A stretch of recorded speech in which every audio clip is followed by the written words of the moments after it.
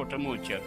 ఆ పిల్లలకు కొంచెం ఇబ్బందులుగా ఉంటే, ఏమ్మా ఈ మధ్య రావట్లేదంటే వీలు కావట్లేదని అన్నారు. సరే మంచిదే, ప్రార్థన చేస్తాను. ఒకటి మాత్రం గుర్తుపెట్టుకో, నీ వ్యక్తిగతంగా మండాలి అన్నా నిలబడాలి అన్నా నీవు మండే కట్టెల్లో నీవు చేరాలి. ఒక్క కట్టిగా ఉన్నప్పుడు ఆరిపోతే మండే కట్టిలోకి వస్తే నువ్వు మండుతావు. ఆ తర్వాత మంట ప్రజ్వరిల్లుతుంది. మంటున్న చోటకు పురుగులు రావు, మంటున్న చోటకి రకరకాల జీవాలు రావు వేడున్న చోట.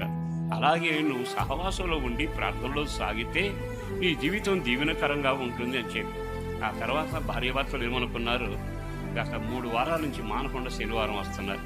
శనివారం వచ్చి అంటారు, అయ్యా మరలా మొదటి రోజులు గుర్తొచ్చాయ్యా. మందిరంలో చేతులు కొట్టుకోవడం, నిలబడటం, ప్రార్థన చేయటం, కలిసి ప్రార్థన చేయటం, మరలా మా కుటుంబాల్లో మంచి రోజులు మొదలయ్యాయి.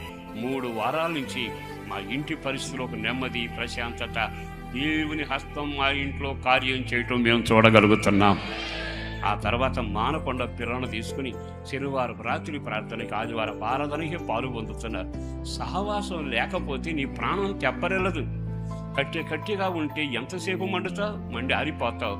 కట్టెలు మండుతున్న కట్టెలు నువ్వు చేరితే మంట పెరుగుతుంది, శక్తి ఉద్భవిస్తుంది, మీ శరీర ఆత్మలు బలపరచబడతాయి. ఏదో శనివారం వెళితే కార్యం జరుగుద్దో, ఆదివారం వస్తే అయ్యగారికి కనపడతాము, అందుకొరకు వచ్చినా రాకపోయినా వ్యర్థమే. అని నీవు నిలబడగలగాలి, నీ ప్రాణం తెప్పరిల్లగలగాలి. మరి ఈ రోజున నీ భార్య వస్తుందా, నీ భర్త వస్తున్నాడా, వస్తూ నీ పిల్లలను తీసుకురాగలుగుతున్నారా? దేవుని సందులో యెహోషువలాగా కుటుంబం ఉంటే ఎంత దీవెన. మీకు తెలుసో తెలియదో, కేవలం డబ్బు ద్వారా బ్రతుకుతామనుకోబాకండి. కృప కుటుంబాలు క్షేమంగా ఉంటాయి, దేవుని రెక్కల నీడలో క్షేమంగా ఉంటాం. అందుకే నేను పిల్లలందరూ చాలా జాగ్రత్తగా పలకరిస్తూ ఉంటా. కారణం ఏంటో తెలుసా?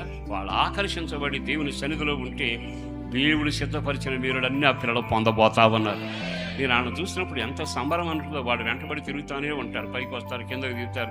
కారణం ఏంటంటే వాళ్ళ మీద దేవుని కృప ఉండాలి, వాళ్ళను దేవుడు ఆదరించగలగాలి.